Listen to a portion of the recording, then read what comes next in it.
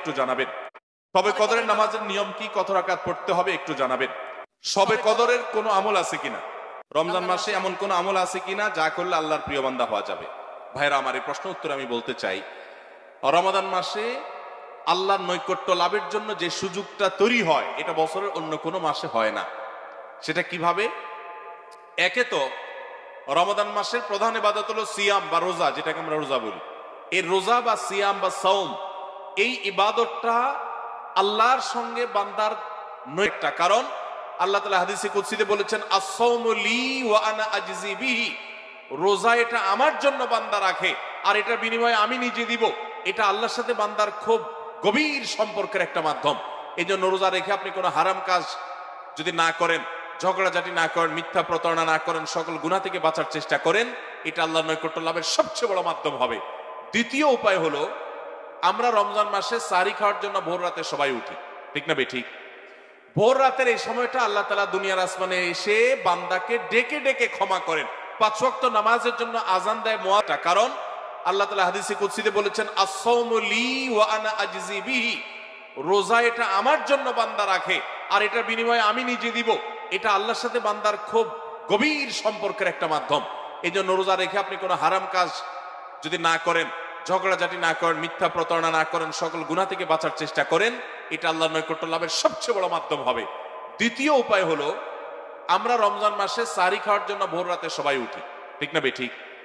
ভোর রাতের এই সময়টা আল্লাহ তাআলা দুনিয়ার আসমানে এসে বান্দাকে ডেকে ডেকে ক্ষমা করেন। 5 ওয়াক্ত নামাজের জন্য আজান দেন। আল্লাহ রাব্বুল আলামিন দুনিয়া আসমানে এসে বান্দাকে ডেকে ডেকে বলেন, আলা মিন মুবতালান ফাউআফি আলা, আলা মিন মুস্তাগফিরিন ফাগফির আলা। তোমাদের মধ্যে কেউ ক্ষমা প্রার্থনাকারী আছে যাকে আমি ক্ষমা করব? কোন বিপদগ্রস্ত আছে যাকে বিপদ আমি দূর করব? আল্লাহ ডেকে ডেকে এগুলো দেন। আল্লাহ নিজে ডাকেন তাহাজ্জুদের জন্য। সেটা আমরা 12 মাস পড়ার সুযোগ পাই না, কিন্তু রমজান মাসে পাই। 11 মাস পাই না, রমজান মাসে পাই। সাহরি খেতে উঠেন, ওই টাইমটাতে আল্লাহর সবচেয়ে কাছাকাছি যাওয়ার সুযোগ হয়। সিজদায় লুটায় পড়েন। সিজদা হলো আল্লাহর আরো কাছে যাওয়ার মাধ্যম। আকরাবু মা ইয়াকুনুল আবদু মির রাব্বিহি ওয়া হুয়া সাজিদ। বান্দা আল্লাহর সবচেয়ে কাছে যেতে পারে সিজদায় ভোর রাতে, রমজানে। সবগুলো উপলক্ষে একসাথে হয়েছে। এই জন্য ভোর রাতে সাহরি খেতে উঠলে আল্লাহর আগে পরে 10টা মিনিট অন্তত টাইম বাইর করেন, লাইটটা বন্ধ করে দিয়ে আলো আধারিতে সিজদায় পড়ে যান, 2 রাকাত নামাজ পড়েন, একটু দোয়া করেন। শুধু সাহরি খেলেন আর চলে গেলেন মসজিদে না, এই টাইমটাতে একটু দোয়া করেন। আল্লাহ নৈকট্য লাভের দারুণ সুযোগ। চেষ্টা করবো তো ইনশাআল্লাহ। শবে কদরের কোনো আমল আছে কিনা? শবে কদরের আমল আছে ভাই। শবে কদরের সব ধরনের ইবাদতই করার চেষ্টা করতে হবে সাধ্য অনুযায়ী, যেগুলো করা সম্ভব হয়। বিশেষ করে কোরআন তেলাওয়াত করা, 2 রাকাত করে লম্বা কেরাত, লম্বা রুকু সিজদা দিয়ে যতটুকু পারেন নফল নামাজ পড়বেন। বিশেষ পদ্ধতির নামাজ, শবে কদরের নামাজ এত রাকাত, অমুক সূরা এতবার, প্রথম রাকাতে, দ্বিতীয় রাকাতে এতবার, এগুলো মন গড়া, এগুলোর কোনো ভিত্তি কোরআন হাদিসে নাই। তবে 2 রাকাত করে যত লম্বা রুকু দিয়ে সিজদা দিয়ে অনেক সময় নিয়ে 2 রাকাত নামাজ 5, 7, 10 মিনিট ধরে, যত বেশি সময় ধরে পারেন লম্বা কেরাত রুকুতে নামাজ পড়বেন। এক, তেলাওয়াত বেশি বেশি করবেন, যত সুন্দর করে সম্ভব তেলাওয়াত শুনবেন। আর বিশেষ করে একটা দোয়া আমাদের আয়েশাকে রাদিয়াল্লাহু তাআলা আনহাকে নবী করিম সাল্লাল্লাহু আলাইহি ওয়াসাল্লাম শিক্ষা দিয়েছেন, আল্লাহুম্মা ইন্নাকা আফুউন তুহিব্বুল আফওয়া ফাআফু আন্নি। আল্লাহ আপনি ক্ষমাশীল, ক্ষমাকে ভালোবাসেন, আপনি আমাকে ক্ষমা করুন। আর আল্লাহর কাছে দোয়া, ইস্তেগফার, রোনাজারি, চোখের পানি ফেলা, গুনাহ মাফ চাওয়া, এগুলো করতে থাকবেন। দান সাদাকা করার সুযোগ থাকলে সেটাও করবেন। অর্থাৎ যে কোনো সাধারণ আমলই করবেন। যে শবে কদর নামাজের আলাদা কোনো নিয়ম নাই। অন্য যে কোনো সময় যে আমরা নফল নামাজ পড়ি, ঠিক একই পদ্ধতিতে আমরা শবে কদরে পড়বো, লাইলাতুল কদরেও পড়বো। আমরা বিশেষ করে অনেকে মনে করি লাইলাতুল কদরের প্রথম রাকাতে অমুক সূরা এতবার পড়তে হয়, সূরা ফাতিহার পর, দ্বিতীয় রাকাতে তমুক সূরা ততবার পড়তে হয়। এগুলো সবগুলা মানুষের নিজেদের বানানো, কোরআন বা হাদিসে বেদাত হতে পারে। আমরা 2 রাকাত করে যত লম্বা সময় পারি, যে কোনো সূরা দিয়ে পারি, আমরা বেশি বেশি করে নামাজ পড়বো শবে কদরে ইনশাআল্লাহ তাআলা। রোজা রেখে রক্ত দেওয়া যাবে কিনা? মানুষকে রক্ত দান করা সওয়াবের কাজ। কোন রোগীকে চিকিৎসার জন্য রক্ত দেওয়ার প্রয়োজন হয়েছে, আপনি রক্ত দিতে পারবেন, কিন্তু রোজা রেখে দিতে পারবেন কিনা? উত্তর হলো, যদি রোজা রেখে রক্ত দিলে আপনার রোজার কোনো ক্ষতি না হয়, আপনি দিতে পারেন। রোজার ক্ষতি না হওয়া মানে, অনেকে আছেন যে রক্ত দিলে তিনি নিজে দুর্বল হয়ে, তার শরীরে এমনি রক্ত শূন্য, রক্ত দেওয়ার ফলে দুর্বল হয়ে তার রোজাটাও বরং রাখাটা রিস্ক হয়ে যেতে পারে। এরকম যদি হয় কেউ, তাহলে তার জন্য এটা করা উচিত না, জায়েজ না, যেহেতু তার রোজা হুমকির মধ্যে পড়ে যাবে। আর এরকম সচরাচর বেশিরভাগ লোক এরকম না, সুস্থ স্বাভাবিক আলহামদুলিল্লাহ, যে 1 ব্যাগ রক্ত আমি দিলে আমার অসুবিধা হবে না, আমি রোজা রাখতে পারবো। তাহলে সে অবস্থায় রোজা কি আমল করতে পারি? রমজানের শেষ দশক হলো আমলের সবচেয়ে গুরুত্বপূর্ণ দশক। ভাইরা আমার, নবী করিম সাল্লাল্লাহু আলাইহি সাল্লাম সম্পর্কে আম্মা জান আয়েশা বলেছেন, কানা ইয়াজিতাহিদু ফীহি মা লা ইয়াজিতাহিদু ফী গায়রি।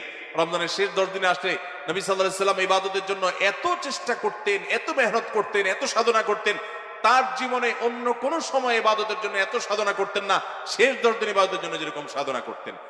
এবং আম্মা জান আয়েশা বর্ণিত হাদিসে আরো বলেছেন তিনি, নবী করিম সাল্লাল্লাহু আলাইহি সাল্লাম কানা ইদা দাখালাল আশর, রমজানের শেষ 10 দিন যখন শুরু হতো, আহিয়া লাইলা, সারা রাত আর ঘুমাতেন না, শেষ দশক কখনো ঘুমাতেন না। ওয়া আইকাদা আহলা, পরিবারের লোকদেরকে ঘুম থেকে ডেকে তুলতেন। ওয়াসাদ্দামে বেশি মেহনত মুজাহাদা তিনি করতেন। ভাইরা আমার, রমজানের শেষ দশক হলো ইবাদতের সবচেয়ে গুরুত্বপূর্ণ সময়।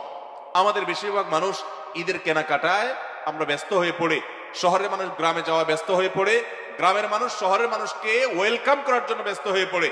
আমাদের শেষ দশকের ইবাদত হয় না। শেষ দশকের প্রধান ইবাদত কি?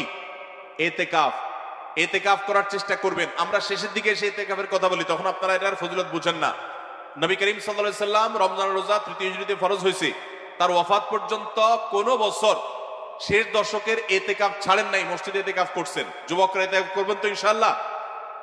তিনটা ইবাদতের স্বাদ নগদ পাওয়া যায়, আমি কোরআন হাদিসের আলোকে আমার অভিজ্ঞতার মিশের স্বাদ আপনি অনুভব করবেন। আর দ্বিতীয়টা হলো ইতিকাফ। ইতিকাফ রমজানের শেষ দশক যদি মসজিদে বসে যেতে পারেন, কাঠি বুসকা নিয়ে, কিচ্ছু করতে পারেন না, শুধু বসে গেছেন মসজিদে 10টা দিন, আপনার ফিল হবে যে আপনি আল্লাহ তাআলার চৌকাঠে এসে পড়েছেন। ইতিকাফের মজা যারা একবার পায় তাদেরকে এটা থেকে দূরে সরে রাখা যায় না। আর 3 নম্বর হলো আরাফাতের ময়দানের দোয়া। এটাতে যে স্বাদ, এই তিনটা স্বাদ যে পাইছে, সেই স্বাদগুলো কখনো আর ছাড়তে চায় না। আল্লাহ আমাদের সবাইকে ইতিকাফ করার তৌফিক নসিব করুন। রমজানের শেষ দশকে ইতিকাফ করবেন, বেজর রাতগুলোতে বেশি বেশি ইবাদত করবেন, অন্য রাতগুলো ইতিকাফ। রমজানের শেষ দশক যদি পাওয়া যায়, আমি কোরআন হাদিসের আলোকে আমার অভিজ্ঞতার মিশেলে আমি জানালো কি কি সুন্নাহ আছে ঈদুল ফিতরের।